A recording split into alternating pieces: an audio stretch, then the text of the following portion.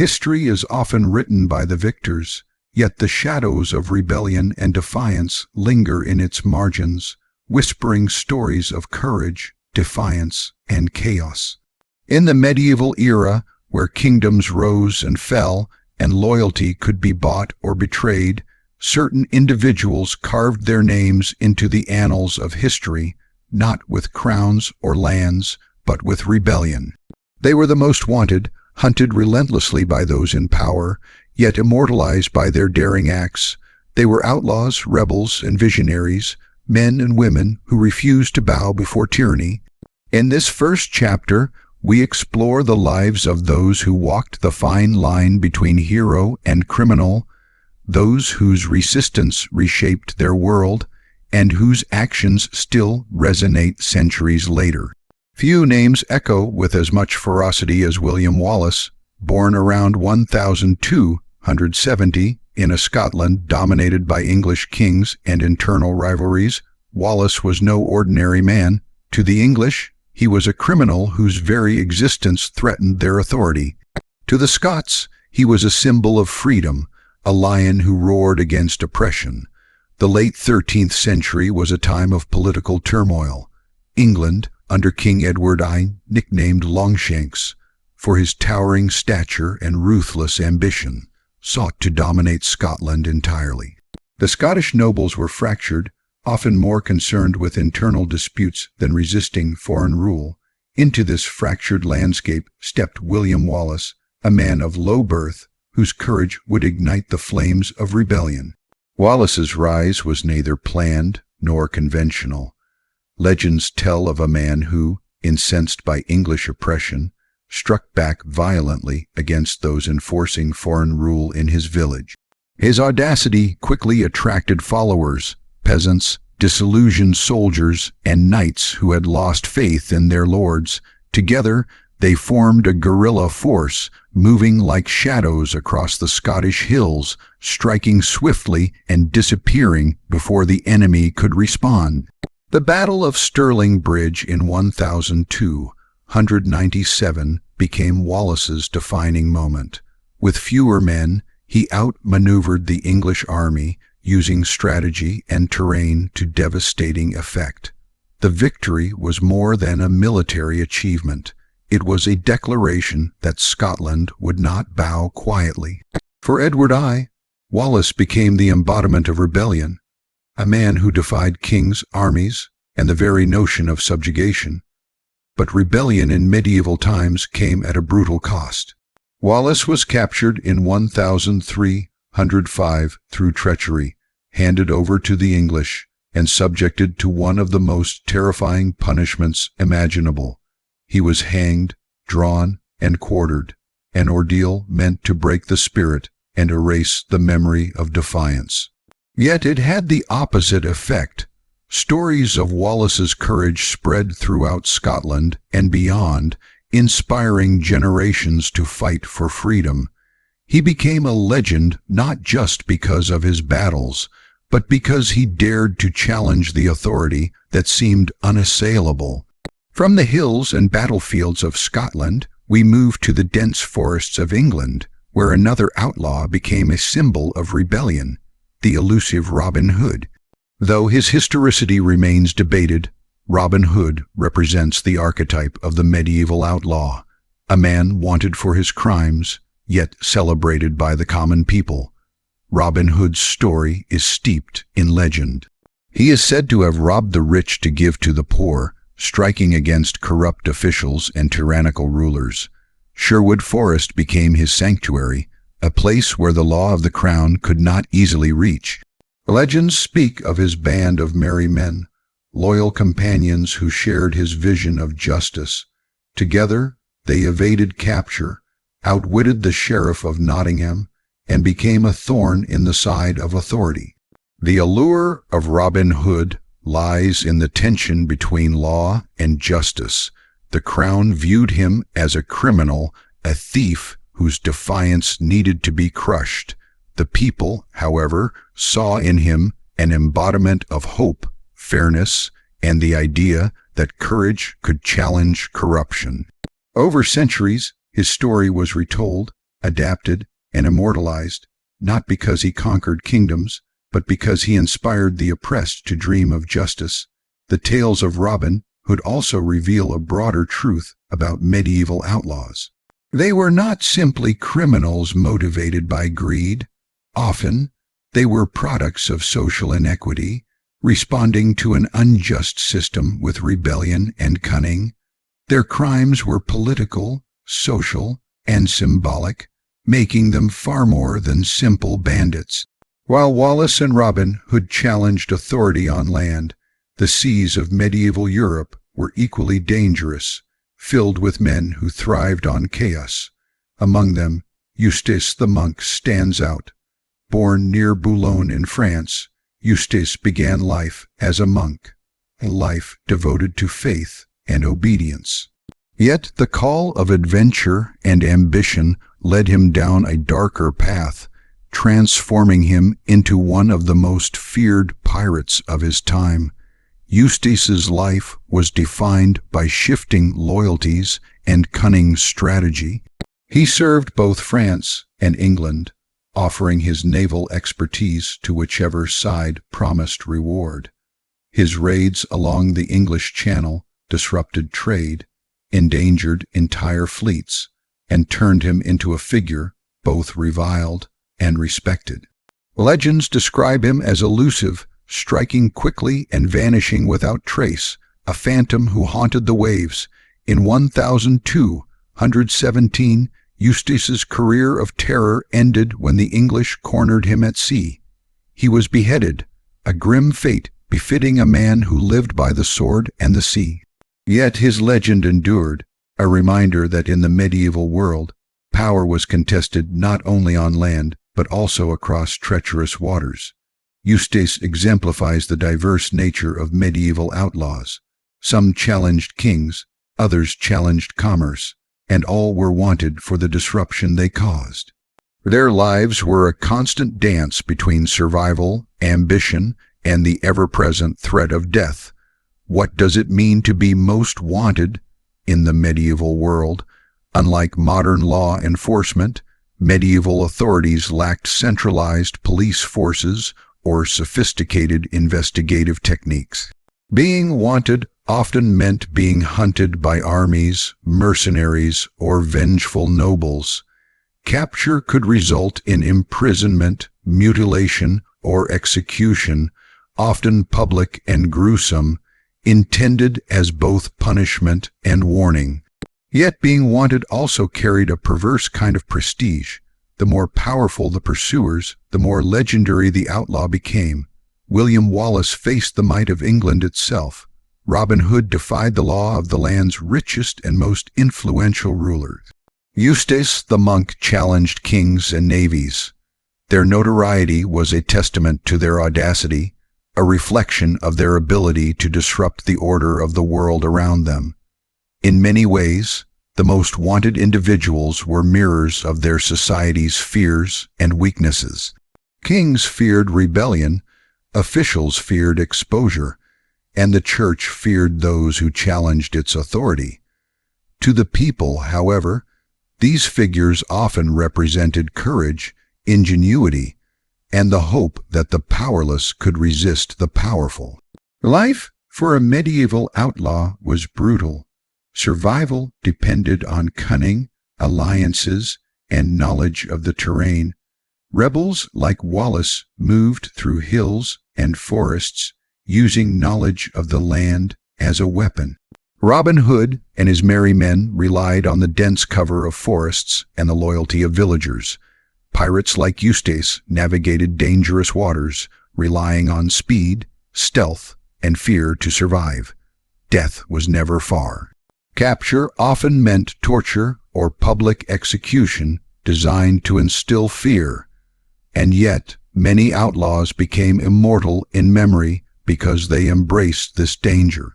Their lives were stories of courage tested against overwhelming odds, of freedom sought despite the certainty of death, of ideals that refused to die even when their bodies did. What unites these figures is not merely their criminality, but the ideals they represented.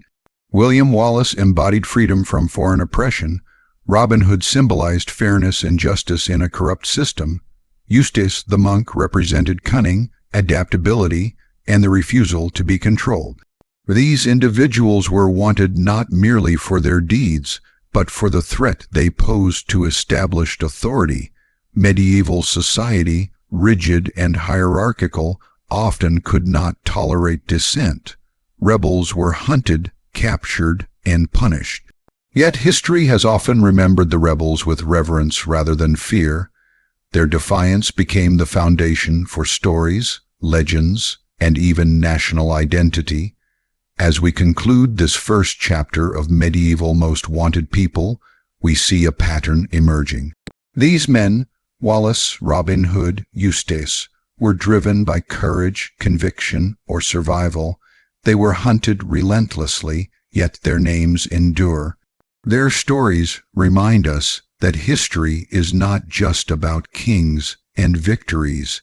It is also about those who dared to oppose them, who refused to accept a world dictated by others, and who left a mark that time cannot erase.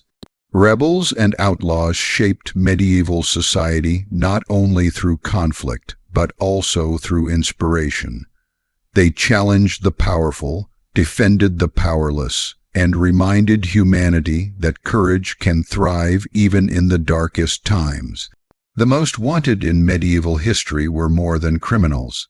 They were the sparks of defiance, illuminating a world governed by fear, obedience, and tyranny.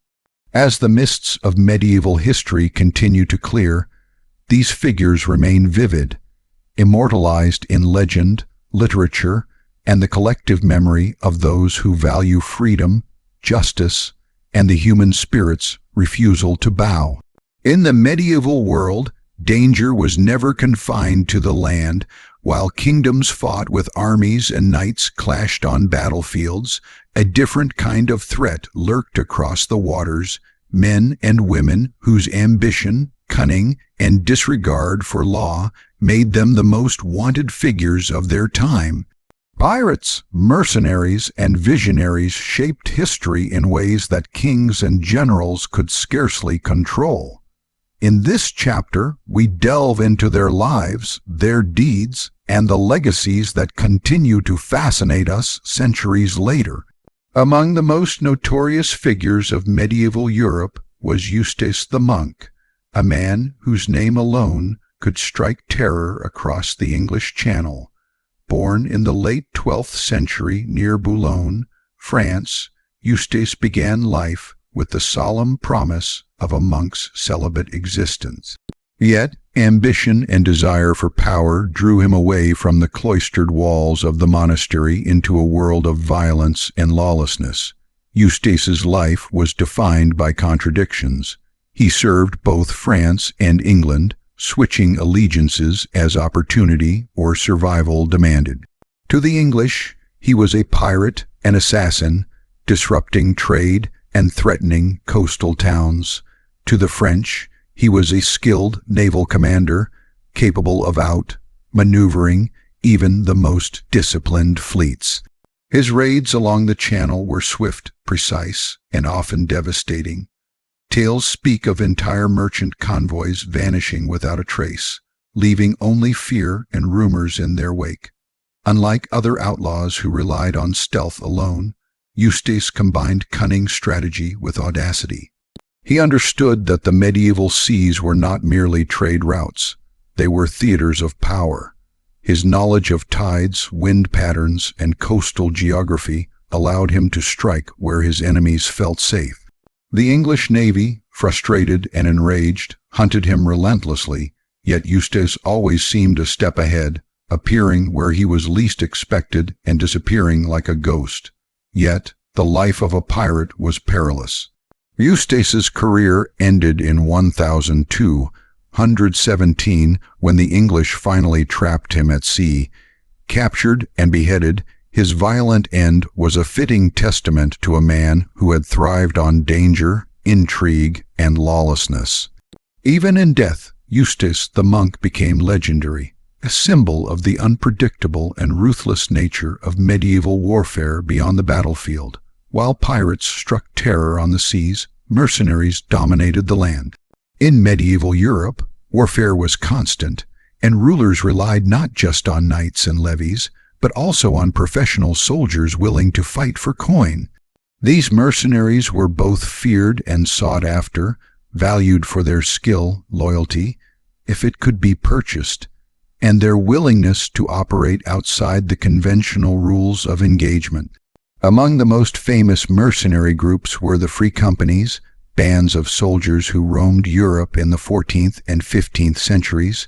After the chaos of the 100 Years' War, many knights and soldiers, unemployed and disillusioned, turned to mercenary work. They fought for the highest bidder, pillaged towns when funds ran low, and left a trail of destruction across France, Italy, and England. Mercenaries like these were highly wanted by both kings and peasants. Kings sought them to win battles they could not fight alone. Villagers sought them for avoidance, sometimes paying tribute just to be left unharmed. The line between hero and villain blurred. Mercenaries could be saviors one day, laying siege to a castle in the name of a lord, and plunderers the next, looting the same lands they had sworn to protect. Their stories reveal a truth about medieval society. In a world dominated by power and survival, morality was often dictated by convenience, and loyalty was as fleeting as the wind. Not all the most wanted were men of violence or cunning. Some challenged the world through thought, philosophy, and vision. One of the most remarkable of these was Giordano Bruno, an Italian philosopher, mathematician, and astronomer whose ideas were centuries ahead of his time. Born in 1548, Bruno's life intersected with an era when the Church controlled knowledge and questioning dogma could be fatal. Bruno dared to speak of a universe far greater than Earth alone, where stars were suns and worlds beyond our own existed in countless numbers. To the religious authorities of his time, such ideas were heretical, a dangerous challenge to the established order. He traveled across Europe, lecturing, debating, and writing, constantly under threat for his beliefs. The Church pursued him relentlessly. Arrested in 1592, Bruno faced imprisonment, interrogation, and torture. In 1600, his sentence was carried out. He was burned alive in Rome. His death was meant to silence his ideas, but it had the opposite effect. Bruno became a martyr for free thought, a symbol of the power of the human mind to challenge authority, and an inspiration for future generations of scientists and philosophers. Bruno's story illuminates a different kind of most wanted, one hunted not for his deeds of rebellion or violence, but for the dangerous potency of his ideas. In an age where intellectual defiance could be as threatening as a sword, visionaries like Bruno occupied a perilous place in society. Yet their pursuit of knowledge, their courage to defy dogma, ensured their legacy would outlive those who sought their destruction. In the realm of military and spiritual defiance, few figures stand as tall as Joan of Arc. Born in 1412 in Domremy, France, Joan claimed to hear divine voices that guided her to deliver her nation from English occupation during the 100 Years' War. Her rise was meteoric. A teenage peasant girl, untrained in warfare, she persuaded the Dauphin of France to allow her to lead troops into battle. Her presence inspired armies, her strategies were unexpectedly effective, and her courage terrified English commanders. Yet, in a world dominated by men, Joan's power was threatening. Captured by the Burgundians in 1430 and sold to the English, she was put on trial for heresy, witchcraft, and cross-dressing. Her trial was politically motivated, a tool to delegitimize her victories and undermine French morale. At just 19 years old, Joan of Arc was burned at the stake in 1431. Her body was destroyed, her voice silenced, but her legend only grew.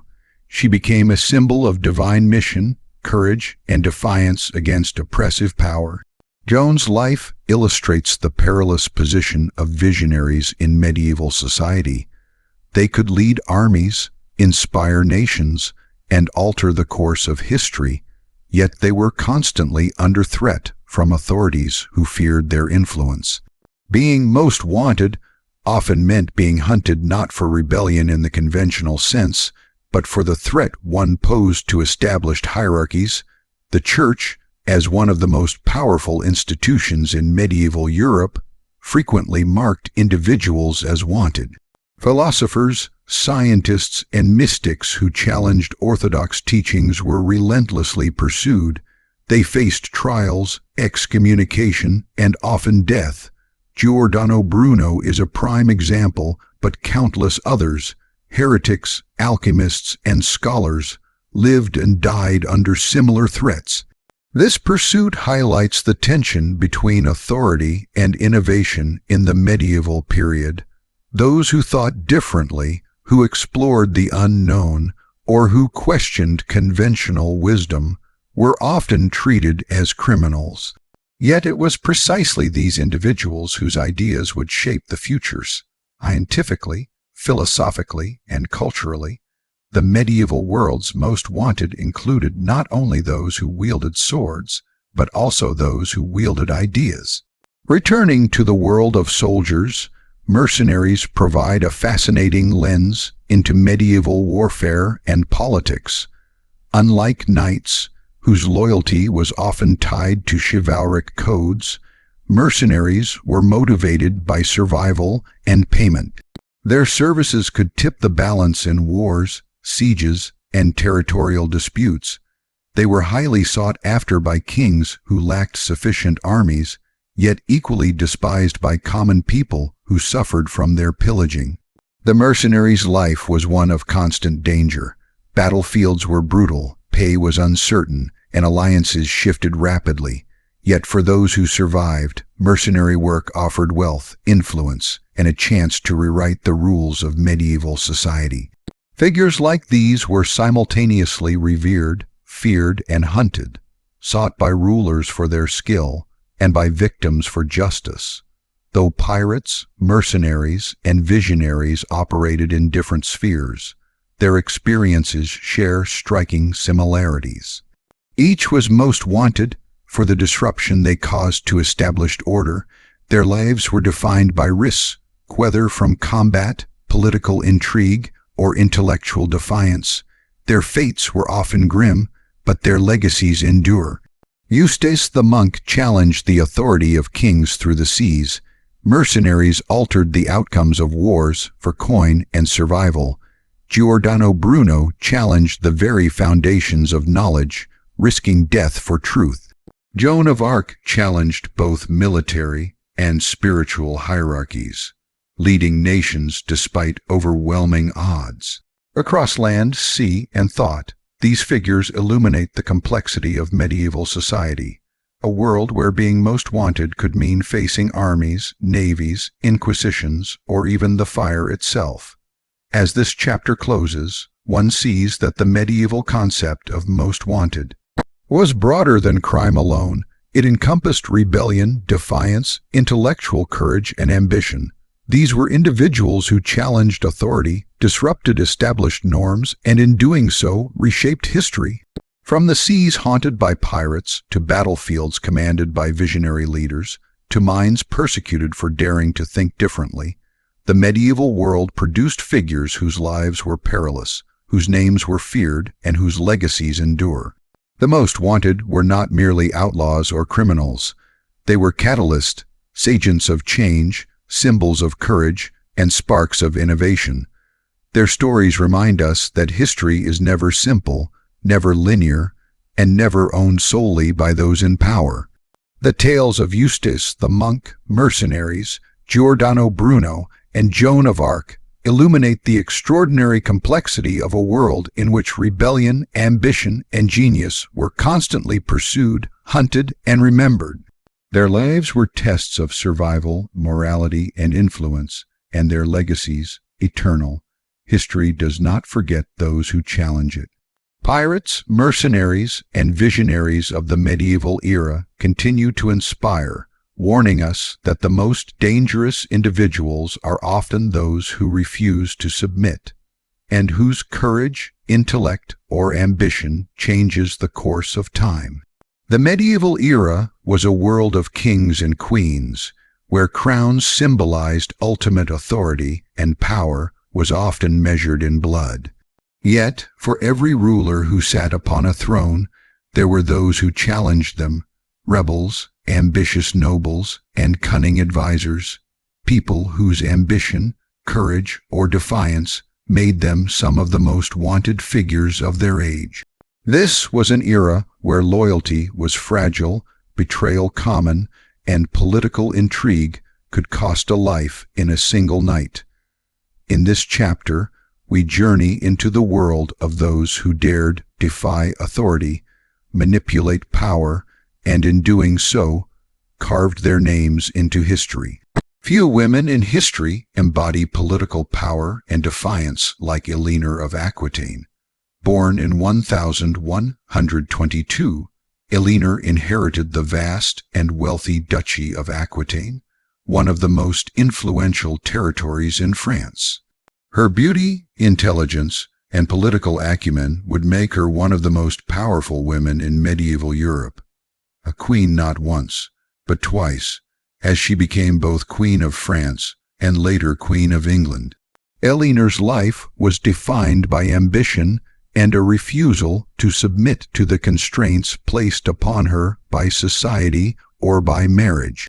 Her first marriage to King Louis Roman VII of France was politically arranged, yet Eleanor's influence over court politics, her strategic alliances, and her bold personality often clashed with the king's expectations.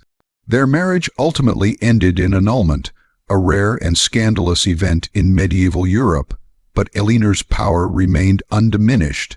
Her second marriage, to Henry Roman II of England, further expanded her influence, bringing her vast territories under English control. Yet her ambition made her dangerous even to the king she had married. When her sons rebelled against Henry Roman II, Eleanor supported their cause, organizing and directing political intrigue from behind the walls of her castles. For over a decade, she was imprisoned for her role in the rebellion, a punishment meant to remove her from power and silence her influence. Yet even in captivity, Eleanor's legacy endured. She remained politically active, orchestrating alliances, advising her sons, and shaping European politics for decades. Her life reveals a crucial truth about medieval power. Those most wanted were not always criminals or rebels in the conventional sense. They were threats to authority, people whose intelligence and ambition challenged the existing order. Eleanor of Aquitaine's defiance and strategic genius made her feared, admired, and unforgettable. Power in medieval Europe was not only measured by crowns and armies, but by cunning, manipulation, and the ability to survive deadly rivalries. Few stories illustrate this as vividly as the tragic tale of the princes in the Tower, Edward V and his younger brother Richard, Duke of York. In 1483, following the death of their father, King Edward Roman IV of England, the young princes were placed in the Tower of London, ostensibly for their protection. Yet the Tower, a symbol of royal authority, would become a prison of uncertainty and fear. Their uncle, Richard, Duke of Gloucester, declared himself King Richard Roman III, and the princes vanished, never to be seen again. The question of their fate, murder, disappearance, or political exile, has haunted historians for centuries. The story of the princes highlights the ruthless nature of political power in medieval times. Nobles, kings, and advisors were often hunted not by armies but by intrigue, suspicion, and betrayal. To be wanted by a king or powerful lord could mean imprisonment, execution, or erasure from history itself. In this world, survival required not only courage but cunning, alliances, and the constant vigilance to anticipate betrayal at every turn. While some were hunted for ambition, others became hunted because of their reputation, success, or defiance.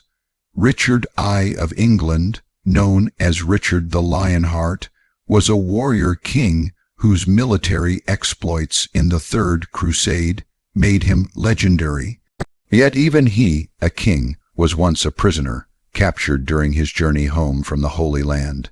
In 1192, Richard was seized near Vienna by Duke Leopold of Austria, acting in response to both political grievances and opportunistic motives. His capture sparked an international incident. England, outraged at the loss of their king, demanded an enormous ransom, equivalent to several years of the kingdom's revenue. Richard's imprisonment illustrates a key reality of medieval politics. No matter how powerful, even kings could become targets. Political enemies, rivals, and opportunists were always ready to exploit weakness. Richard's life reminds us that in medieval times, being most wanted was not limited to rebels or criminals. Those who held power, who challenged expectations, or who inspired loyalty could all become targets. Even kings could be hunted, not only on the battlefield but through cunning, betrayal, and political maneuvering. The medieval world was a precarious place for anyone who challenged the established order, even from within. Simon de Montfort, a French-born noble who became a leading figure in England, exemplifies this reality. De Montfort opposed King Henry Roman III's rule, leading a rebellion that culminated in the Second Barons' War 1264-1267. Simon de Montfort's rebellion was rooted in political principles. He sought to limit royal authority, advocate for the rights of barons, and establish a form of parliamentary consultation that would influence English governance for centuries. Yet his actions made him highly wanted by the crown. At the Battle of Evesham in 1265, de Montfort was defeated and killed, his death intended as a warning to other rebels. His legacy, however, survived. The ideas he championed laid the groundwork for modern parliamentary systems, proving that even those hunted by kings could leave a lasting mark on history. De Montfort represents the intersection of rebellion, political thought, and ambition, a combination that made individuals both dangerous and immortal in memory. Eleanor of Aquitaine was not alone in defying expectations. Medieval queens often wielded influence behind the scenes, manipulating political marriages, alliances, and rebellions to maintain or expand their power. Isabella of France, known as the She-Wolf of France, famously orchestrated the deposition of her husband, King Edward Roman II of England, in 1327. Isabella's actions demonstrate that political rebellion was not limited to male nobles or warriors. Queens and princesses could be the most wanted individuals in a kingdom, not for open warfare, but for their ability to sway armies, manipulate alliances, and challenge kings. Medieval politics was a chessboard, and those who could anticipate moves, exploit weaknesses, and leverage relationships often held more power than those with crowns alone. In addition to queens and nobles, medieval history is filled with political rebels whose ambition, cunning, or defiance made them hunted figures. Henry Percy Hotspur, for instance, was a nobleman who challenged King Henry Roman IV of England, leading rebellions in the early 15th century.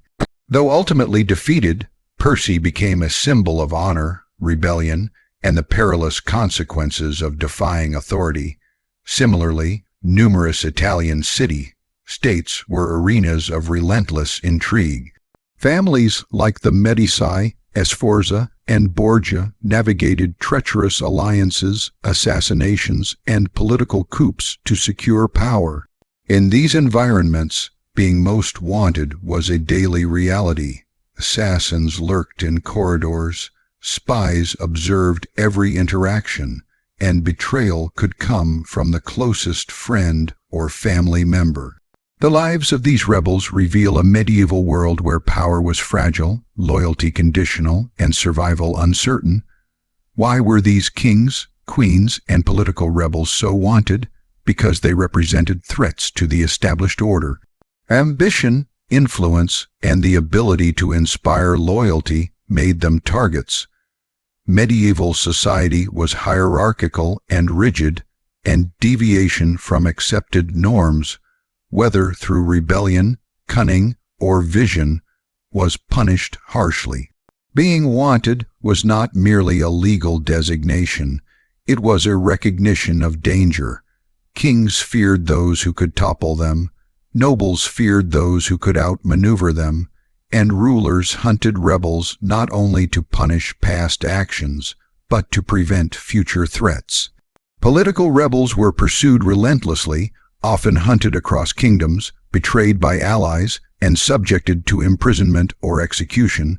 Survival required intelligence, alliances, and sometimes sheer luck. The lives of Eleanor of Aquitaine, Isabella of France, Simon de Montfort, and others reveal that being most wanted in medieval history was rarely simple. It was not always about lawbreaking. It was about threat, influence, defiance, and ambition.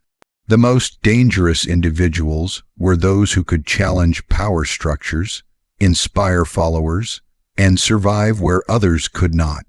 They remind us that medieval history is not only about battles or kings' triumphs. It is also about those who opposed authority, reshaped politics, and tested the limits of loyalty.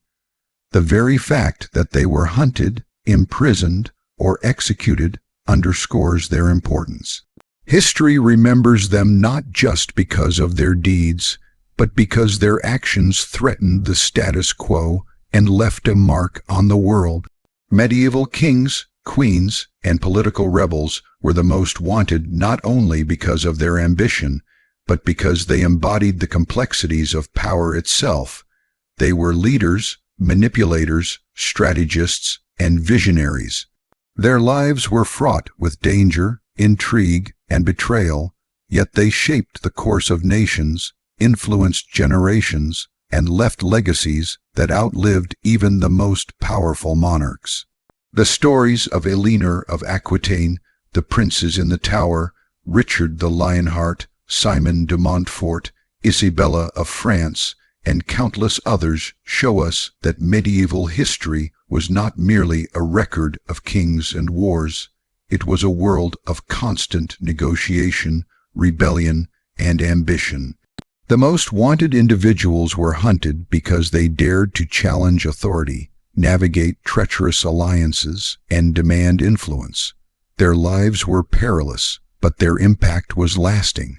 As we reflect on these figures, we see that power in the medieval era was fragile, ambition was dangerous, and being most wanted often meant standing at the intersection of courage, intelligence, and defiance. These kings, queens, and rebels remind us that history is not only written by victors, it is also shaped by those who dared to oppose them, leaving a legacy of intrigue, ambition, and enduring influence. The medieval world was defined as much by those who resisted as by those who ruled. Kings, queens, and rebels, hunted and pursued, left behind stories of ambition, defiance, and survival. Their lives were dangerous, their influence profound, and their legacies eternal. In the medieval world, the corridors of power were as dangerous as the battlefields outside the city walls. Here, crowns were won and lost not only through swords and armies, but through secrets, alliances, and betrayal. While armies clashed in open fields, far more dangerous battles were waged in the shadows of royal courts. These were battles fought with whispers, forged letters, poisoned goblets, and conspiracies that could topple kings, ruin families, and shift the course of history. In this chapter, we explore the world of intrigue, betrayal, and court conspiracies, the hidden conflicts that shaped kingdoms and made certain individuals the most wanted across Europe. In medieval courts, life was never guaranteed, no matter one's rank. Political assassinations were common, and the threat of betrayal was ever present. Poison was a favored weapon. It could be slipped into a goblet of wine, hidden in food, or even applied to the hilt of a sword. Its silent and invisible nature made it a tool of choice for those who wanted to remove rivals without open confrontation. One notorious example comes from the Italian city-states, where families like the Medici and Borgia wove webs of alliances, rivalries, and vengeance. Cesare Borgia, son of Pope Alexander VI, was both admired and feared for his cunning.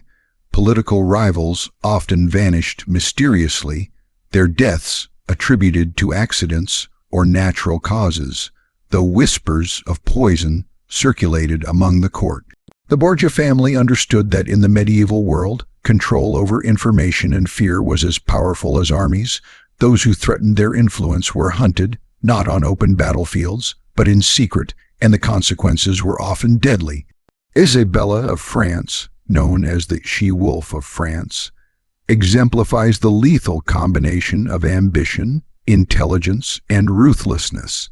Married to King Edward Roman II of England, Isabella found herself increasingly at odds with her husband's rule, which was marked by favoritism toward his close allies and mismanagement of the kingdom. Determined to secure power for herself and her son, Isabella orchestrated a rebellion. She aligned with her lover, Roger Mortimer, raising an army in France and invading England. Edward Roman II was captured and forced to abdicate in favor of his son, Edward Roman III. While the story might sound like a romanticized drama, it reflects the harsh realities of medieval power. Isabella became one of the most wanted women in England, not by the public, but by factions loyal to the deposed king. Political conspiracies often blurred the lines between personal ambition, revenge, and survival. Her actions illustrate that in medieval courts, power was not solely inherited or won on the battlefield.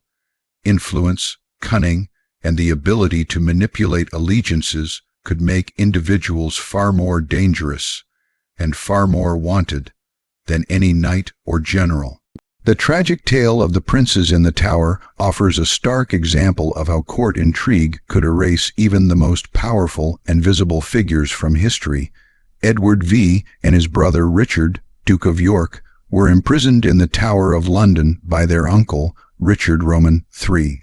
Their disappearance remains one of the most chilling examples of court conspiracy in medieval Europe. The princes were young, untested, and vulnerable, yet they represented threats to their uncle's claim to the throne. The solution, in the ruthless logic of medieval power, was elimination. Whether through murder or secret imprisonment, they were effectively erased from history for decades. The prince's fate demonstrates a crucial principle of court intrigue. The most wanted were often those whose very existence threatened those in power, regardless of innocence or ability. In a medieval court, survival depended on perception, manipulation, and the ability to navigate shifting alliances. Those who misjudged the dangers or underestimated rivals frequently met untimely ends, and their disappearance often served as a warning to others who might challenge authority. Richard Roman III of England, whose reign was brief but legendary, was a master of court intrigue. Ascending the throne under controversial circumstances, Richard faced a kingdom rife with suspicion, rival factions, and ambitious nobles. His strategies for consolidating power were calculated, ruthless, and effective. Richard's success depended on his ability to identify threats, anticipate betrayals, and neutralize potential rivals before they could act. In a court where allegiances shifted like sand, those who threatened his rule whether family, nobles, or advisors, were hunted with precision. The disappearance of his nephews, the princes in the Tower, is perhaps the most famous example, though not the only one. Throughout his reign, Richard relied on spies, informants, and political maneuvering as much as on military might. Courts in medieval Europe were essentially minefields. Every alliance could mask a trap. Every loyalty could conceal ambition. Richard Roman III's reign illustrates that survival and power often depended on the ability to wield secrecy, deception, and intelligence as tools of governance. The most wanted in his court were not always rebels or criminals. They were anyone who threatened his claim or influence. The Italian city-states of the 14th and 15th centuries provide a vivid illustration of the lethal consequences of court intrigue. Families like the Medici in Florence and the Sforza in Milan navigated complex networks of loyalty, marriage alliances, and rivalry. Betrayal was a constant threat. Political opponents were imprisoned, exiled, or executed. Alliances were temporary, and today's friend could be tomorrow's assassin. In Florence, the rise of Lorenzo de' Medici required the careful management of powerful families, factions, and rival states. Yet, even within his inner circle, betrayals occurred. Ambitious nobles sought influence, spies reported rumors, and conspiracies brewed in the shadows. Surviving court politics demanded intelligence, vigilance, and the ability to manipulate perception. Those who failed were quickly removed from power, sometimes violently, sometimes quietly. The lesson is clear. In medieval courts, being most wanted often meant being too influential, too ambitious, or too smart to ignore. Rulers hunted threats not merely because of crime, but because ambition, intelligence, and charisma could destabilize the delicate balance of power. The tools of intrigue in medieval courts were diverse and deadly. Poison was a favored weapon for subtle removal of rivals. Bribery secured loyalty or information. Deception and manipulation allowed rulers and courtiers to turn allies against one another. Political survival required mastery of these arts. Consider the Italian city-states, where families used secret messages, coded letters, and intermediaries to plot assassinations and coups. In France and England, nobles often leveraged marriage alliances to gain influence while secretly undermining rivals. Even in less famous courts, such as those of Spain or the Holy Roman Empire, conspiracies were routine. Being most wanted in this context was not about committing crimes. It was about being perceived as a threat, a rival, or a danger to authority. While medieval Europe is often imagined as a male-dominated world of knights and kings, women frequently played crucial roles in court conspiracies. Queens, princesses, and noblewomen wielded influence behind the scenes, arranging marriages, directing alliances, and orchestrating rebellions. For instance, Margaret of Anjou, Queen of England, was central to the Wars of the Roses in the 15th century. Determined to secure the throne for her son, she engaged in political maneuvering, rebellion, and negotiation with various factions. Her influence made her a target of rival nobles and rival claimants to the throne.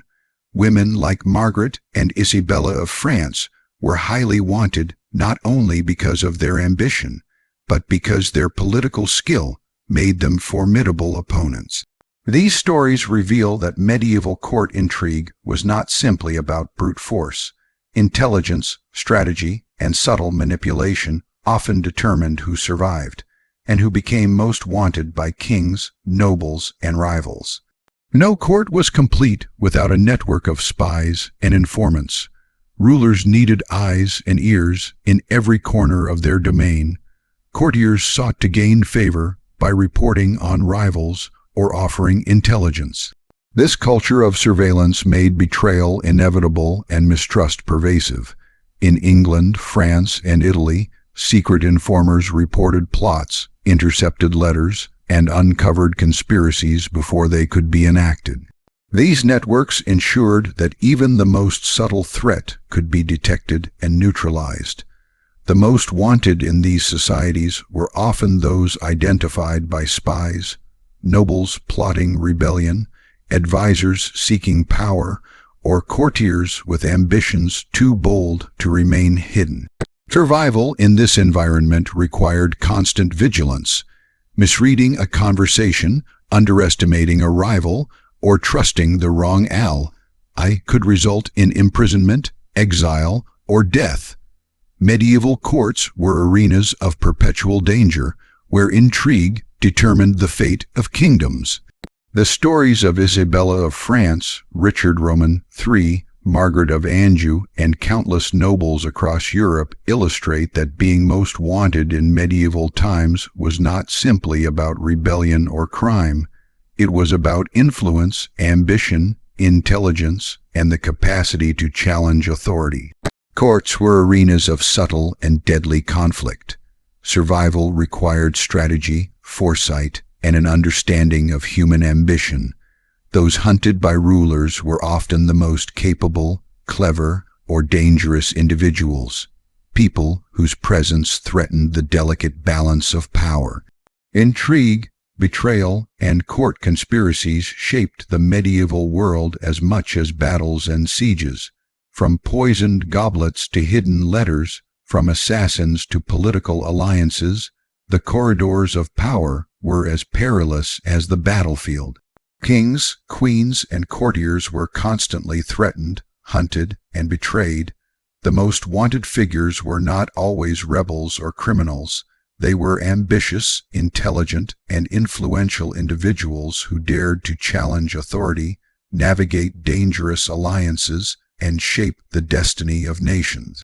Their stories reveal that power in medieval Europe was never absolute, and survival depended as much on cunning as on force.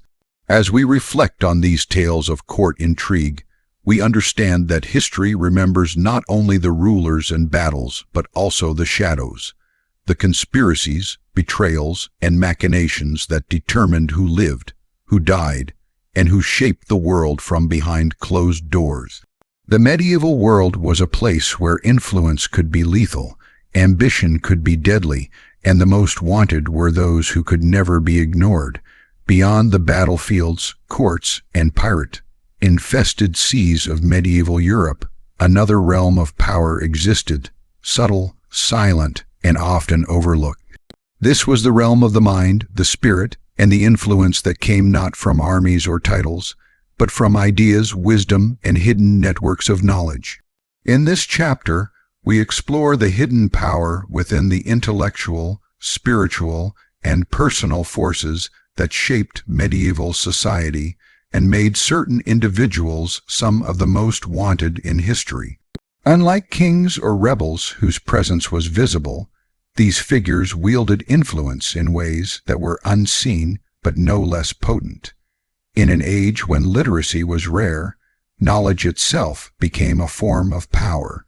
Monks in monasteries, scribes in cathedrals, and scholars in nascent universities guarded texts, manuscripts, and philosophies that could alter the trajectory of kingdoms. In many cases, these men and women were considered dangerous simply because of what they knew. The Benedictine monks, for example, meticulously copied manuscripts, preserving not only religious texts but also works of science, mathematics, and philosophy from antiquity. Knowledge was power, and those who controlled it could influence rulers, clergy, and the educated elite. Some scholars became wanted figures not because of rebellion, but because their ideas challenged orthodoxy or threatened entrenched authority. One such figure was Peter Abelard, the French philosopher and theologian of the 12th century.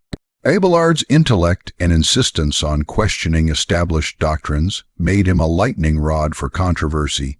His writings on theology, logic, and ethics were revolutionary, yet his refusal to submit to unquestioned authority led to excommunication and personal attacks. Abelard was wanted not for crime, but for the threat his ideas posed to the intellectual and religious establishment. Medieval Europe was a deeply spiritual world where the line between religion, superstition, and politics was often blurred. Mystics, visionaries, and those with perceived spiritual insight could wield extraordinary influence, making them targets for both admiration and persecution.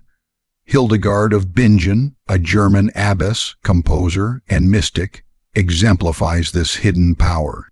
Born in 1098, she experienced visions from an early age, which she recorded and shared through writings, music, and counsel.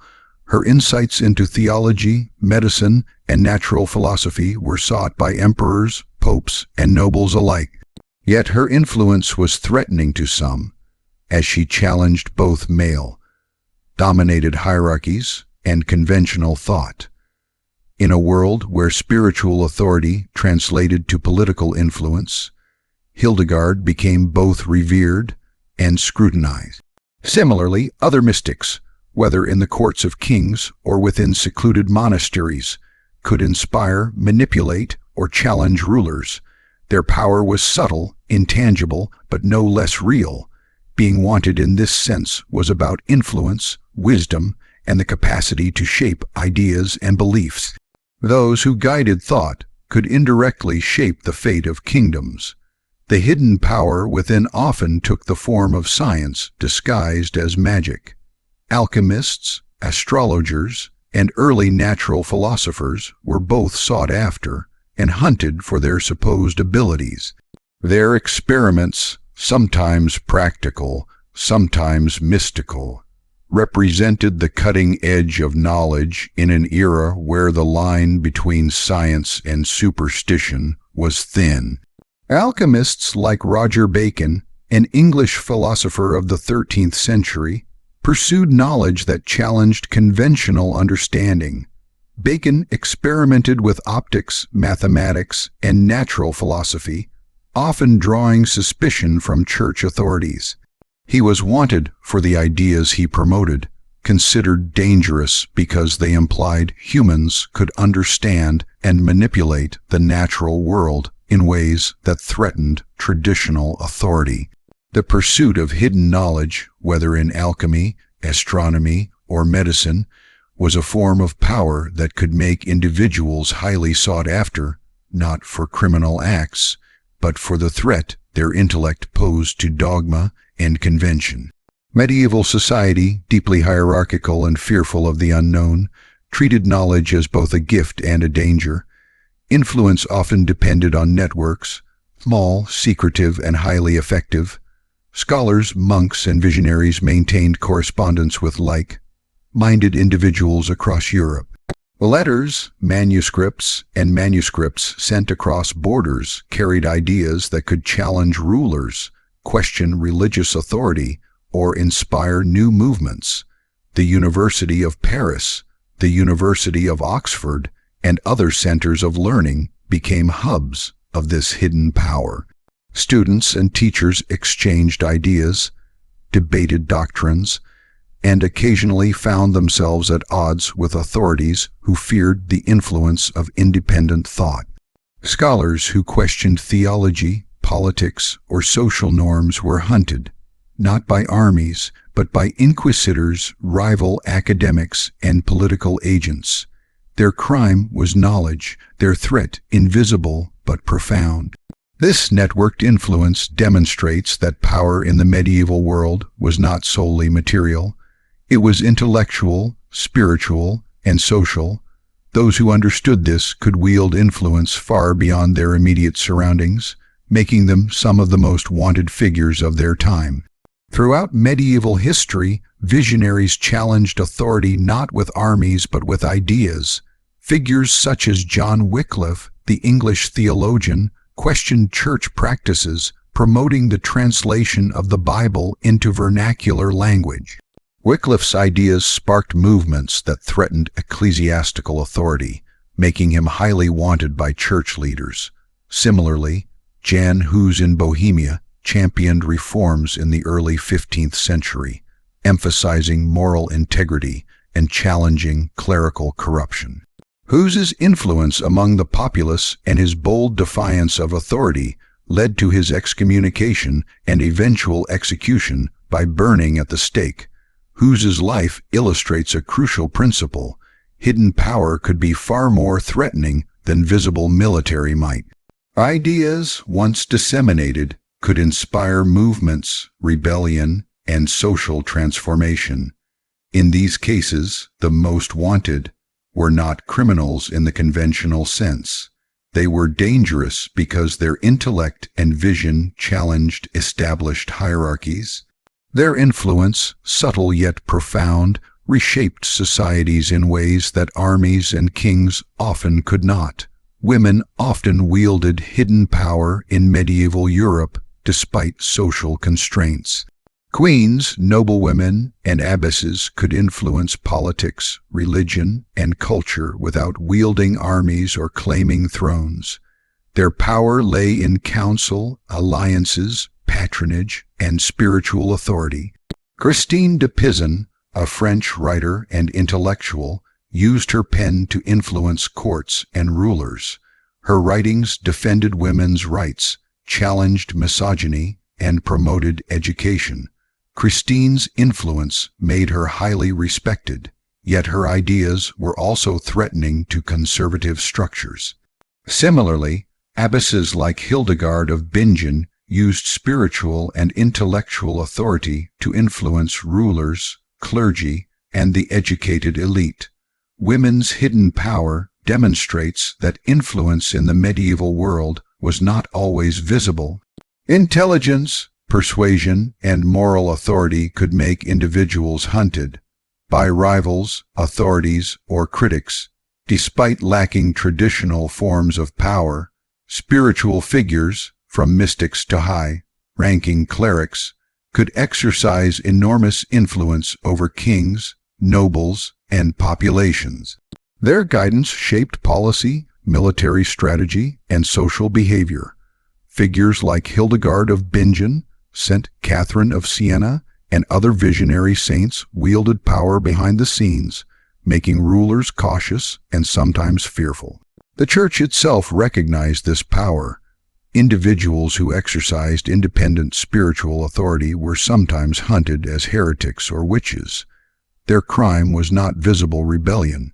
It was influence over the minds, beliefs, and actions of others. In this sense, the hidden power within could be as dangerous as armies or conspiracies, and those who possessed it were among the most wanted figures in medieval Europe. The hidden power within was also exercised through intelligence networks. Couriers, spies, and secret informants could control the flow of information, tipping the balance of power in subtle yet decisive ways. Kings relied on intelligence to protect their thrones, while conspirators and rivals used information to manipulate events, expose secrets, or plan coups. Medieval Europe was a world in which knowledge was power, and control of information often determined survival. Those who understood the hidden currents of influence and who could manipulate or protect them became highly sought after and highly feared. Their threat was invisible but real, a hidden force that could shape kingdoms and empires. The most wanted figures of this types, scholars, mystics, visionaries, and women wielding influence, reveal that medieval history was not only about armies, kings, and battles. It was also about knowledge, thought, and the capacity to inspire, guide, or challenge entire societies. From Peter Abelard to John Wycliffe, from Hildegard of Bingen to Christine de Pizan, these individuals demonstrated that influence could be subtle yet transformative. They faced persecution, exile, and even death, not for rebellion in the conventional sense, but for the threat posed by their intellect, vision, or spiritual authority. Hidden power could shape societies, inspire revolutions, and influence rulers. Those who possessed it were often hunted by those who feared their ideas, their counsel, or their moral authority.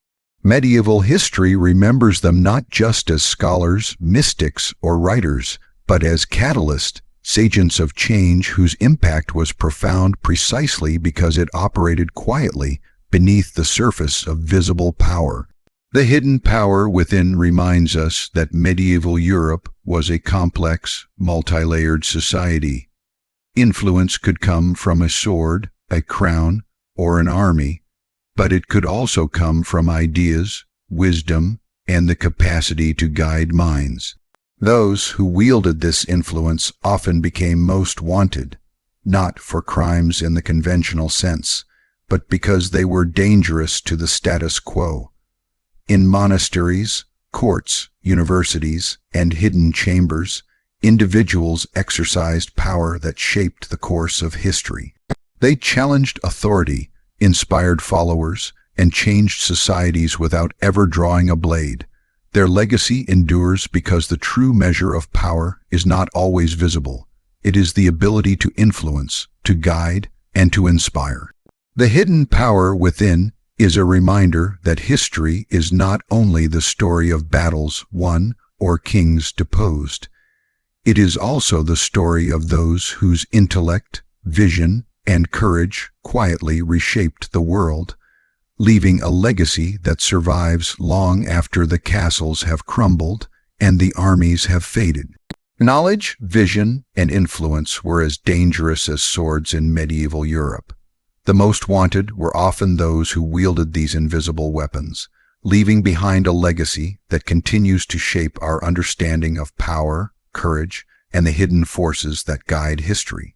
Throughout medieval history, devotion, whether to faith, duty, or a cause, was a defining force. It shaped lives, inspired courage, and motivated the most extraordinary acts of loyalty and self-sacrifice.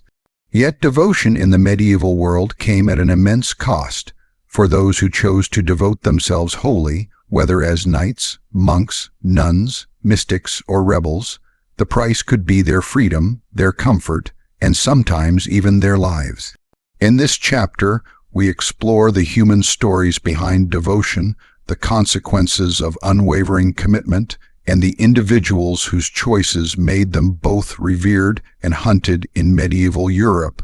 In the medieval imagination, the knight epitomized devotion. Bound by the codes of chivalry, knights devoted themselves to their lords, to their faith, and to ideals of honor and courage. But this devotion was not symbolic. It demanded sacrifice. Life as a knight meant constant readiness for battle, exposure to disease, and the ever-present possibility of a violent death. Take William Marshall, often regarded as one of the greatest knights of the 12th and 13th centuries. Marshall's life was defined by service to kings and loyalty to his sovereigns. His devotion earned him wealth, influence, and fame, but it also demanded constant vigilance and personal sacrifice. He fought in countless battles, often at great risk to his own life, and navigated the treacherous politics of royal courts. Devotion was his guiding principle, yet it made him a target of enemies, both on the battlefield and within the courts. The life of a knight demonstrates that devotion was rarely easy. It was a public statement of loyalty, courage, and adherence to a code that often demanded self-denial. To be devoted was to expose oneself to danger, to become both admired and hunted, and to accept that one's life might be defined entirely by service. While knights devoted themselves to worldly causes, monks and nuns devoted their lives to spiritual pursuits. For them, devotion meant renouncing worldly pleasures, committing to prayer, and dedicating themselves to God. This form of devotion came with its own challenges, including strict discipline, asceticism, and isolation from the secular world. St. Francis of Assisi exemplifies this kind of devotion. Born into wealth, he renounced his family's fortune and devoted himself to a life of poverty, service, and spiritual reflection. Francis faced criticism, misunderstanding, and even danger from those who opposed his unconventional choices. Yet his devotion inspired a movement that reshaped religious life across Europe, emphasizing humility, charity, and a deep personal connection to faith. Similarly, women like Hildegard of Bingen devoted themselves to spiritual life, often facing scrutiny, jealousy, or hostility from those threatened by their influence. Convents and monasteries became centers of learning, spirituality, and political counsel, but living a devoted life meant constant negotiation with both religious authorities and secular powers. Devotion could be empowering, yet it carried a price. Autonomy, comfort, and sometimes safety were surrendered in pursuit of a higher calling. For some, devotion demanded the ultimate sacrifice, their lives. Medieval Europe was filled with individuals who chose principles, faith, or justice over survival. Martyrs were revered, their deaths commemorated as the highest form of devotion. Joan of Arc is perhaps the most famous example. Her unwavering devotion to her divine vision led her to command armies, inspire soldiers, and challenge kings. Yet it also made her a target. Captured by enemies, she endured imprisonment, trial, and execution. Her devotion demanded not only courage on the battlefield, but moral and spiritual fortitude in the face of death. Joan's story illustrates the stark reality that devotion could elevate a person to legendary status while simultaneously making them a hunted figure. Thomas Becket, Archbishop of Canterbury, offers another perspective. Devoted to the authority of the Church, he opposed King Henry Roman II's attempts to dominate ecclesiastical affairs. His steadfast loyalty to principle angered the king, leading to his brutal assassination in 1170. Becket's death highlights the dangers of devotion in a world where politics, power, and belief intersected. The price of moral or spiritual devotion could be imprisonment, exile, or death, yet it also secured enduring respect and influence. Beyond individuals, entire religious communities demonstrated devotion through collective effort. Orders such as the Benedictines, Cistercians, and Carthusians created systems of communal life that demanded obedience, discipline, and sacrifice. The most devoted members undertook rigorous schedules of prayer, labor, and study, often in austere conditions. These communities wielded significant social and political influence. Monasteries controlled vast tracts of land, served as centers of education, and advised rulers. Yet with influence came scrutiny. Monks and abbesses could become targets if their authority threatened secular leaders or rival factions. Devotion, in this sense, was both empowering and dangerous. Those who surrendered themselves entirely to a religious cause often found themselves at the mercy of both divine expectation and worldly politics. For visionaries, the price of devotion was often internal, psychological, emotional, and intellectual. Mystics such as Julian of Norwich devoted themselves to contemplation, prayer, and spiritual insight, often in isolation. This devotion demanded rigorous discipline, extended periods of solitude, and sometimes intense personal suffering. Yet such devotion could inspire entire communities, shaping religious practice, art, and culture. Mystics became advisors to kings, counsel for the church, and guides for the faithful. Their lives were a testament to the hidden power within, showing that devotion could be transformative even without armies or political authority. Still, the path was fraught with personal risk, whether from misunderstanding, opposition, or the challenges of absolute commitment to a spiritual ideal. Devotion was not limited to spiritual or intellectual pursuits. It could also define political and military action. Rebels who acted from a sense of duty to principle or loyalty to their cause often faced severe consequences. Simon de Montfort, for example, rebelled against King Henry Roman 3. In pursuit of political reform and greater accountability. His devotion to principle made him both a hero to some and a target to others, ultimately costing him his life in battle.